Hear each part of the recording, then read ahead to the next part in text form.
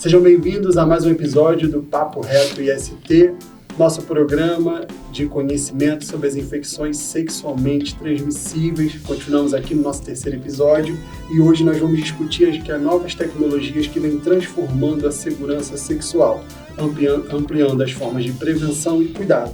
Vacinas PrEP e PEP representam avanços importantes no combate às infecções sexualmente transmissíveis, oferecendo alternativas eficazes para reduzir riscos e promover autonomia na saúde sexual.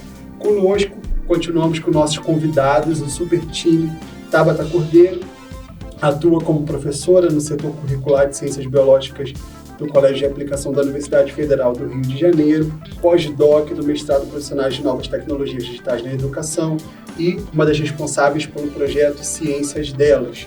Rayane Copolilo, ela é professora adjunta do Departamento de Medicina em Atenção Primária à Saúde da Faculdade de Medicina da UFRJ, médica de família e comunidade na Atenção Primária à Saúde pela Secretaria Municipal de Saúde do Rio de Janeiro. E Marcos Araújo, enfermeiro, especialistas em doenças infecciosas e parasitárias, mestre em saúde pública com pesquisa voltada à gestão de risco entre jovens de 18 a 24 anos no uso de métodos preventivos do HIV e AIDS. Hoje vamos discutir as novas tecnologias que vêm transformando a segurança sexual, ampliando as formas de prevenção e cuidado. Vacinas PrEP e PEP representam avanços importantes no combate às infecções sexualmente transmissíveis, oferecendo alternativas eficazes para reduzir riscos e promover autonomia na saúde sexual. Bem-vindo a todos mais uma vez, muito obrigado. Gostaria de começar o nosso bate-papo de hoje perguntando como as vacinas contribuem para a prevenção das infecções sexualmente transmissíveis e quais as vacinas mais comuns a gente encontra no SUS. Muito bom, muito boa pergunta, André.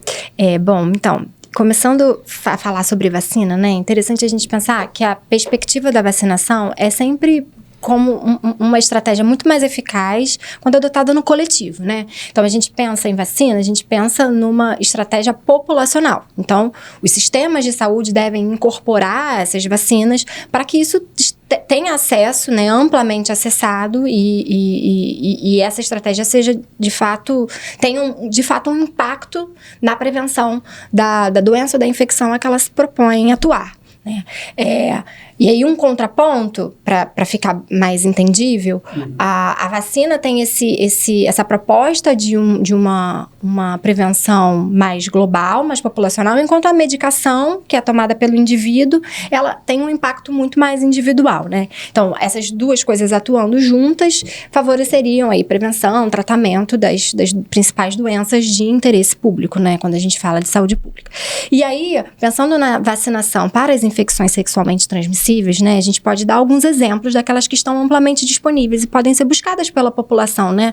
Em especial nos supercentros de vacinação, a gente tem hoje 3 no município, já vou dar a dica, anota aí.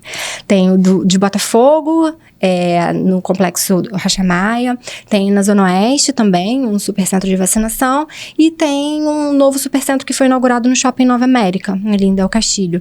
Mas fora esses centros de vacinação, a gente também tem a maior parte das vacinas amplamente disponíveis nas unidades básicas de saúde. E aí, vamos fechar esse parênteses e falar agora efetivamente das vacinas que tem disponíveis para as principais ISTs. Temos da hepatite B, que já consolidada, há muito tempo já implementada, acho que foi na década de 90 ainda, a vacinação para hepatite B ao nascer, então a gente ganha um aliado nessa prevenção, tem conseguido muito sucesso na prevenção da hepatite B em especial, né? Mais recentemente a gente teve incorporada a vacina para o HPV, que também é um vírus de interesse público, né, uma infecção sexualmente transmissível, e aí essa vacinação, ela é feita nas idades pré-adolescência, né, na infância pré-adolescência, que a ideia é que essa vacina chegue antes da exposição sexual dos jovens, né, para justamente prevenir a transmissão, esse contato. Além disso, a gente tem a vacina agora da Mpox, que foi uma incorporação mais recente, mas diferente dessas outras duas vacinas que eu citei aqui, a vacina da Mpox, ela é destinada a um grupo específico de pessoas, ela não está amplamente acessível para a população, então existe um grupo com algumas características, e aí quem tiver interesse em saber pode se informar, acho que Marcos pode complementar também qual seria o público-alvo destinado à vacinação da Mpox. Perfeito. Alguma dessas vacinas, né, muitas que a doutora falou, hepatite A, a Mpox, teve recentemente aqui no Rio para usuários de PrEP, HPV também foi incorporada para usuários de PrEP, elas são tecnologias que estão disponíveis para esses usuários. Mas para a gente entender, eu gostaria que você conceituasse para a gente o que é PrEP, para quem ela é destinada, né, qual é o recorte de público e a diferença entre a PrEP sob demanda e a que se faz o uso contínuo. Perfeito. Então, tudo bem, gente, novamente. A PrEP, ela é uma medicação específica para o HIV.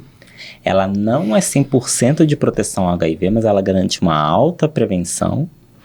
E ela não substitui o uso da camisinha. Ela está ali com um método complementar ao uso. Mas, óbvio, para aquela pessoa que já não faz o uso do preservativo, seja por qualquer motivo, ela está ali para prevenir para algum IST, que é o HIV. A PrEP, ela pode ser usada de duas formas. Ela pode ser usada de uma forma diária ou sob demanda. Se eu faço uso do PrEP diário, eu tomo 2 comprimidos no primeiro dia e 1 comprimido todo o resto. Todos os outros dias até o momento que eu quiser parar. Para pessoas com pênis que não fazem uso de hormônio à base de estradiol, 2 horas depois que eu tomo 2 comprimidos, eu já tenho a proteção. Para pessoas com vagina ou pessoas que usam hormônio à base de estradiol, eu tomo 2 comprimidos no primeiro dia e 1 todo o resto. Depois que eu faço 1 semana tomando, eu garanto minha prevenção. De uma forma geral, o método diário é esse. Já o PrEP sob demanda, ele funciona da seguinte forma. Eu tomo 2 comprimidos de 2 a 24 horas antes da minha relação sexual. E aí, eu tenho minha relação sexual, no dia seguinte eu tomo 1 comprimido, no outro dia, 24 horas depois, mais 1 comprimido. Botando no exemplo, para facilitar. Se eu vou transar hoje, 10 horas da noite, até as 8 horas da noite eu tenho que já ter tomado esses 2 comprimidos. Eu posso estar tomando agora, posso estar tomando na hora do almoço, mas até as 8 eu tenho que ter tomado. Tomei meus 2 comprimidos hoje, na quarta-feira, transei. Amanhã, na quinta, tomei mais 1 comprimido, depois de amanhã, na sexta, tomei mais 1 comprimido. E acabou, não tomo mais nada. Só que esse método, ele não funciona para todo mundo. Ele não funciona para aquela pessoa que, por exemplo, assim, estou andando aqui na rua, olhei para alguém, gostei e transei. Não tem como, porque precisa de 2 horas de antecedência. Também não funciona para aquela pessoa que transa bastante. Então, se eu transo segunda, terça, quarta, quinta, sexta, melhor fazer diário também. Uhum. E esse método sob demanda, ele não funciona para pessoas com vagina ou que fazem uso de hormônio à base de estradiol. Para esse público, apenas o método diário. Mas ainda assim, é um método eficaz, é um método que... E para quem é que essa medicação funciona? Para todos. Qualquer pessoa que quiser, ela tem.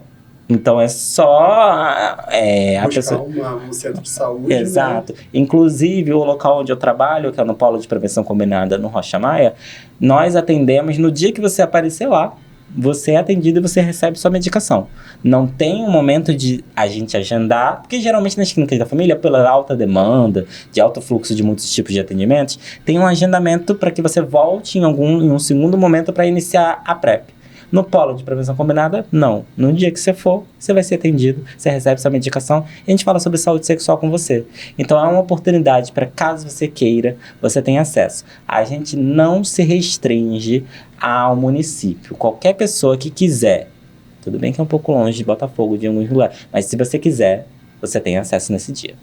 Tá bom? Muito interessante. E aí eu venho perguntar para a professora Tabata, como é que a gente pode fazer essa ligação desse conteúdo, que às vezes é tão distante, até mesmo para os educadores, profissionais de educação, que não tem tanta aderência assim de entender o que é uma PrEP, o que é uma PEP, que daqui a pouquinho nós vamos falar, vamos conceituar também, dentro das escolas. Eu digo assim, nem mais focando nos alunos, eu digo focando na equipe educacional. Sim. Eu acho que eu queria até voltar uns passinhos atrás, assim, para falar sobre a questão da vacinação, porque a gente tem o Programa Nacional de Imunização, ele é, como vocês já falaram, um exemplo a ser que é copiado, né, é citado muitas vezes por outros países como um sucesso, né? Um caso de sucesso dentro da imunização de uma população vasta, né? Como é a população brasileira.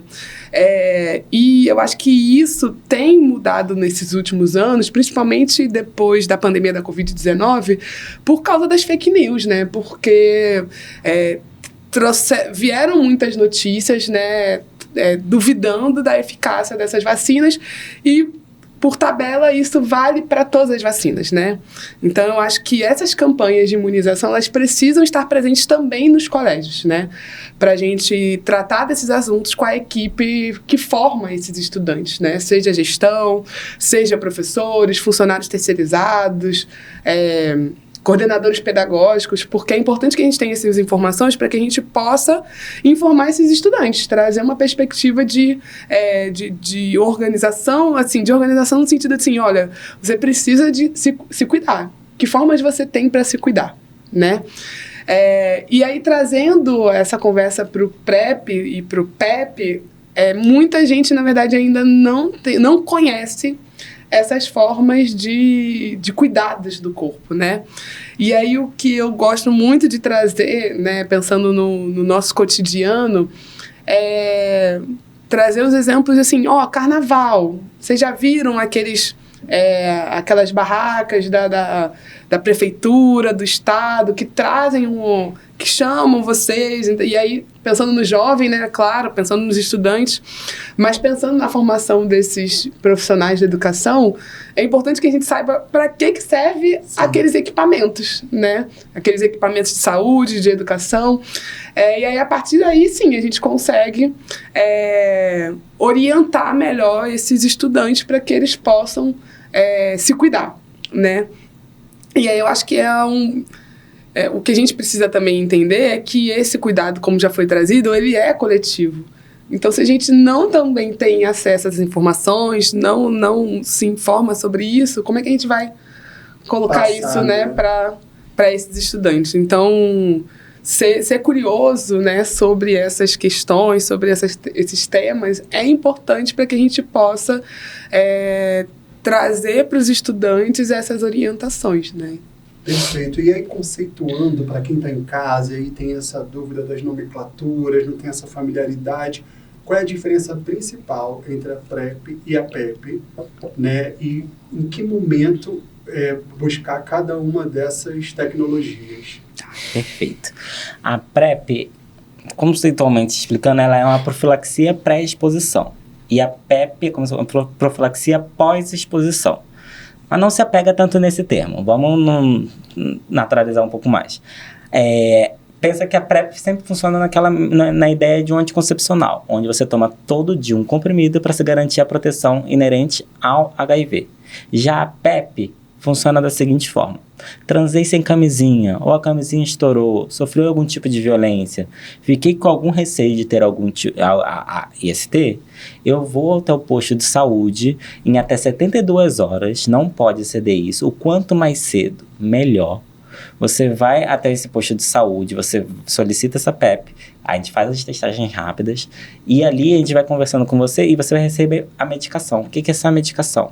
São 2 caixas de comprimido. Cada caixinha de comprimido, você vai tomar um comprimido de cada caixa por dia durante 28 dias para você estar prevenido ao HIV. Se aparecer alguma outra questão nesse meio tempo que precisa ter uma intervenção, tipo tive uma secreção depois de um tempo que apareceu, você pode retornar aquele serviço de saúde para a gente tratar, porque a gente vai além. E o que eu falo sempre é, além da disponibilização desses 2 artifícios biomédicos, a gente está ali muito também como uma forma de acolhimento. Muitas vezes, a pessoa acontece, né? Da pessoa chegar até o serviço de saúde referindo que ter necessidade da PEP. E aí, quando ela conversou comigo, ela falava assim, não, o acordo foi com camisinha e tudo mais. A gente começou trazendo camisinha.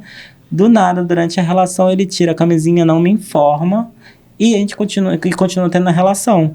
E eu só percebi no final. Isso também é uma violência. Isso é uma questão que a gente precisa entender que, por mais que seja uma pessoa que a gente tem algum afeto, por mais que seja uma pessoa que a gente tem algum tipo de relação, não deixa de ser um tipo de violência. Então, se você precisar, você pode recorrer. Se você não se sentir segura ou seguro em qualquer delimitação inerente a isso, você pode ir a um centro, a qualquer unidade de saúde para ter acesso ao PEP. Não precisa, é meu parceiro, meu marido. Não tem problema. A partir do momento em que você não se sentir segura, você pode ter acesso à medicação.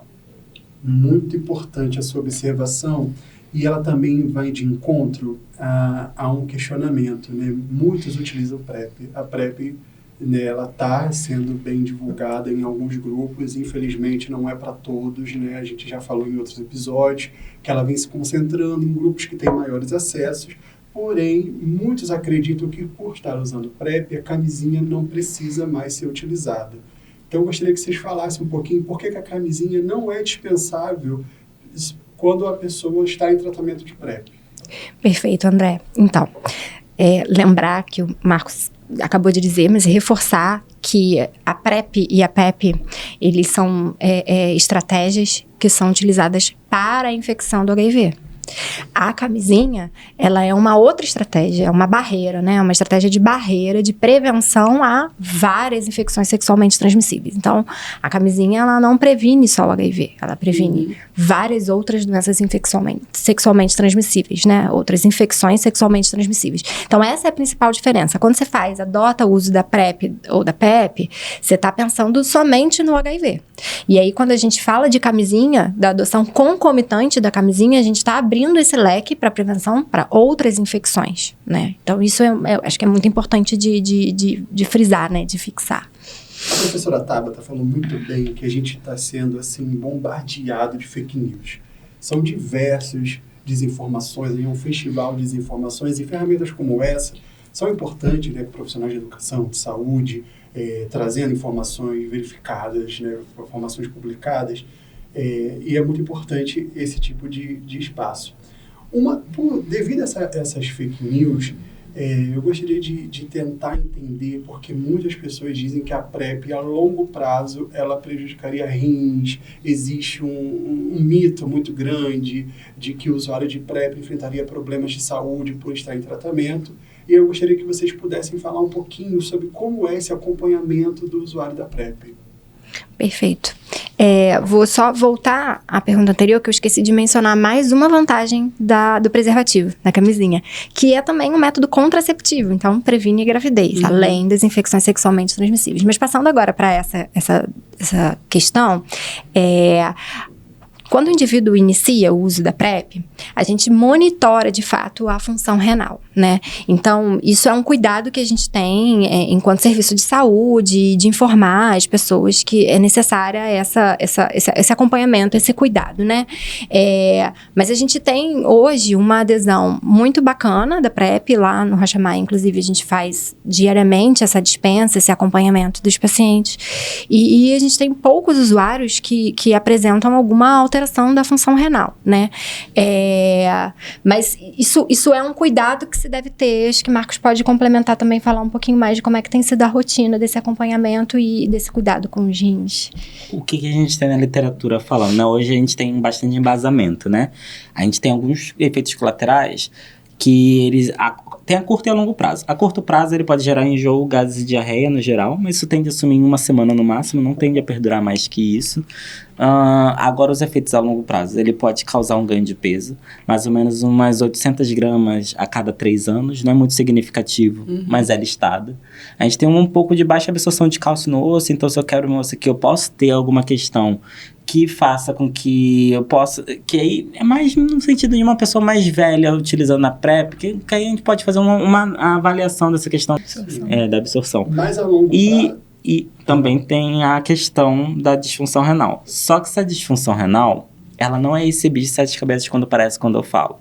Ela é uma disfunção, mas ela, na verdade, ela é uma lentificação de uma parte específica do rim. E essa lentificação, ela é rara de acontecer, ela não acontece com todo mundo, ela é gradual de acontecer, não é do dia para noite, e é reversível. Se eu paro de tomar, meu rim volta ao normal. Em 3 meses, ele volta ao normal. Se a causa do meu rim estiver com alguma questão de disfunção, se for por conta do PrEP, ele volta ao normal. Se tiver atingir alguma coisa, né? Exato. Legal. Então, é uma questão que a gente tem que desmistificar um pouco. Porque todo mundo fica meio assustado. Não, a disfunção renal não é nada demais. Sendo bem específico, é uma lentificação de uma parte específica do rim que é de reabsorção de nutrientes. Não causa uma hemodiálise, não causa um cálculo renal, não causa nem perto nada disso. Então, quando eu falo com um usuário que chega falando que eu quero fazer uso de PrEP, e tá com receio dos efeitos colaterais, eu falo, olha, relaxa. Não se baseia nos efeitos colaterais para tomar o seu processo de decisão. Baseia o seu contexto. Como é que está esse contexto? Estou tendo muitas exposições que, às vezes, a PrEP não é necessariamente a resposta para aquela pessoa. Se a pessoa, não, estou tendo minhas relações sexuais muito tranquilamente, com o uso do preservativo, fazendo uma redução de danos, conversando com aquela pessoa, e eventualmente, se eu precisar do PEP, eu pego o PEP, eu falo sucesso. É isso que está valendo para mim. O importante é você estar gerenciando o risco direitinho. Acho que mais é sobre essa questão dos efeitos colaterais. Perfeito. E falando sobre PEP, buscando um pouco, fazendo uma associação com as escolas, como os profissionais da educação, Tabata, eles podem estar preparados justamente porque a PEP é uma ferramenta de emergência, né? Você tem 72 horas para utilizar e você previne a infecção do HIV. Só que essa informação é um pouco ainda restrita, não chega tanto aos educadores, né? Nós fizemos algumas pesquisas preliminares quando fala sobre educação sexual, poucos ainda têm esse conhecimento. Como divulgar isso dentro das escolas, né, para os profissionais da educação poderem orientar para que jovens alunos possam buscar essa ferramenta que é tão importante de emergência. Eu acho que o cuidado ele precisa ser integral, né? Então, o Estatuto da Criança e do Adolescente fala que é dever do Estado, da família e da sociedade como um todo, né? A gente fazer esse cuidado com esses jovens, né? Ter esse cuidado com esses jovens. E aí eu acho que a comunidade escolar, ela entra nessa integração, assim. Então, a gente precisa abrir um diálogo com essas unidades de saúde. Eu acho que esse é o primeiro ponto. Para a gente se formar como educadores, né? E outro, para entender qual a melhor abordagem para trazer essas informações em sala de aula, né? Ou em campanhas que vão entrar nos colégios, né? Campanhas de conscientização, ou fazer o inverso, né? Estabelecer uma visita a esses pontos, a esses locais de cuidado básico de saúde, né? Porque aí a gente consegue criar esse vínculo, né? E as pessoas se sentirem mais à vontade para entender quais são os processos aos quais elas precisam não só conhecer, mas acessar no caso de alguma necessidade, né? Outra coisa que eu fiquei pensando enquanto vocês estavam falando é que, tipo, essa questão do tempo é muito importante, né? Então, tanto para a prevenção de gravidez, por exemplo, no caso da pílula do dia seguinte, né, como no uso do PrEP, do PEP, a questão do tempo é muito importante. Então, eu já conversei com alguns jovens que vieram com essa demanda, né, e aí eu falava assim, tá, mas há quanto tempo foi a sua última relação sexual? E aí, quando eles me falavam, eu falava assim, então você vai sair do colégio e vai agora no posto de saúde. E aí é bem o que vocês falaram, assim, quanto mais rápido a gente procura essa assistência, melhor a gente faz essa prevenção, a gente tem um cuidado com esse corpo, né, que é tão importante. Então, fiquei pensando nisso e eu acho que é interessante a gente ter essa integração, né? E uma coisa que eu fiquei também pensando é a importância dessa leitura, né? E aí, conectando com essas outras disciplinas da escola, né? Tipo, a gente não tem costume, por exemplo, de fazer uma leitura de bula, né? De medicações, né? Então, e aí, consequentemente, se a gente não faz essa leitura, essa interpretação, a gente acha que tá tudo certo, que a gente sabe sobre as informações. E muitas vezes as dúvidas vêm a partir daí. Então, tipo, essa fake news de tipo, trazer que, se eu consumo PrEP, se eu faço uso do PrEP, eu vou ter alguma disfunção renal. Às vezes é uma questão mesmo de você chegar e falar, então tá, deixa eu ver aqui essa medicação, o que traz de risco, o que traz de benefícios, como é que a gente equilibra isso, esse acompanhamento, ele tem que ser permanente, frequente. Então, ouvir também esses profissionais de saúde que estão habilitados para trazer essas informações é muito importante. Então, eu faço meu papel lá em sala de aula, na escola, mas eu preciso, essas conversas, né, essas interações são muito importantes também para a gente trazer novas perspectivas e levar isso para a escola também, né? A gente vê um ataque muito grande a essas tecnologias, né? O PEP, o PrEP, as vacinas que salvam vidas e evitam que jovens e a população em geral se infectem com doenças, né? E que gerem essa falta de acesso. Gente, o nosso episódio chegou ao fim. Agradeço mais uma vez a todos vocês, mas tem mais episódio aí para rolar, então fiquem por aí. Muito obrigado e até a próxima.